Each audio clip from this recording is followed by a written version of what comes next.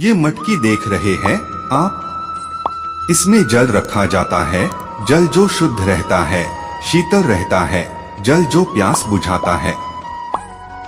सोचिए, यदि इस मटकी की माटी ठीक ना हो, यदि इसे भली प्रकार रौंधा ना गया हो, आकार देकर इसे अग्नि में ठीक से पकाया ना गया हो, तो क्या होगा? यही मन के साथ भी होता है।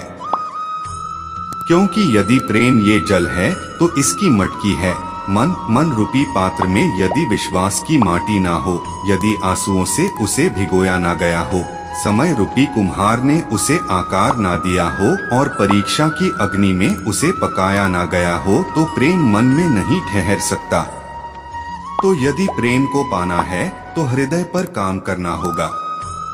जो अपने कर्म के फल के प्रति आसक्ति को नहीं छोड़ सकते, वे मार्ग से कोसों दूर हैं। अपनी इच्छा की शक्ति से अपने आप को नया आकार दें, अपने आप को कभी भी स्वेच्छा से नीचा न होने दें। इच्छा ही आत्मा की एकमात्र मित्र है और इच्छा ही आत्मा की एकमात्र शत्रु है। जिन्होंने खुद को जीत लिया है, उनके लिए इच्छा एक मित्र है, लेकिन यह उन लोगों का दुश्मन है जिन्होंने अपने भीतर आत्मा को नहीं पाया है। सर्वोच्च वास्तविकता उन लोगों की चेतना में प्रकट होती है जिन्होंने खुद को जीत लिया है। शांत मन में ध्यान की गहराइयों में आत्मा स्वयं को प्रकट करती है। स्वयं के माध्यम से स्वयं को देखकर एक आकांक्षी पूर्णता के आनंद और शांति को जानता है। कोई भी जो अच्छा काम करता है उसका कभी भी बुरा अंत नहीं होगा, न तो यहाँ और न ही आने वाले युग में। गंभीर तपस्या और ज्ञान मार्ग से ध्यान श्रेष्ठ है। मुझ पर अपना मन लगाकर योग के अभ्यास से स्वयं को अनुशासित करो। मैं उन लोगों के लिए हमेशा मौजूद हूँ जिन्होंने मुझे हर प्राणी में महसूस किया है। व्यक्ति जो चाहे बन सकता है यदि वह विश्वास के साथ इच्छित वस्तु पर लगातार चिंतन करे। मन बहुत चंचल है जो इंसान के दिल में उथल पुथल कर देता है। जैसे वे मेरे पास आते हैं वैसे ही मैं उन्हें ग्रहण करता हूँ। सभी पथ पार्थ मानव को मेरी ओर ले आते हैं। इंद्रियों से मिलने वाला सुख पहले तो अमृत जैसा लगता है, लेकिन अंत में यह विष के समान कड़वा होता है। जब ध्यान में महारत हासिल हो जाती है तो मन हवा रहित स्थान में दीपक की लौ की तरह अडिग रहता है। हे अर्जुन, तीनों लोकों में मेरे पाने के लिए कुछ भी नहीं है और नहीं कुछ ऐसा है जो मेरे पास नहीं है। मैं अभिनय करना जारी रखता हूँ, लेकिन मैं अपनी किसी जरूरत से प्रेरित नहीं हूँ। कर्म मुझ पर इसलिए नहीं टिकते क्योंकि मैं उनके परिणामों से जुड़ा नहीं हूँ। जो लोग इसे समझते हैं और इसका अभ्यास करते हैं, वे स्वतंत्रता में रहते हैं। ज्ञान की भेंट किसी भी भौतिक भेंट से बेहतर है, क्योंकि सब कामों का लक्ष्य आत्मिक बुद्धि है। जैसे आग की गर्मी लकड़ी को राख कर देती है, वैसे ही ज्ञान की आग सभी कर्मों को भस्म कर देती है। अपना काम हमेशा दूसरों के कल्याण को ध्यान में रखकर करें। अप्राकृतिक कर्म बहुत तनाव पैदा करता है।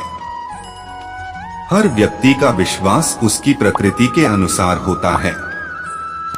मैं उन्हें ज्ञान देता हूँ जो सदा मुझसे जुड़े रहते हैं और जो मुझसे प्रेम करते हैं।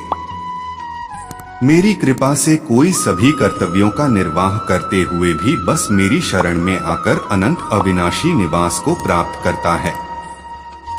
बुद्धिमान व्यक्ति कामुक सुख में आनंद नहीं लेता।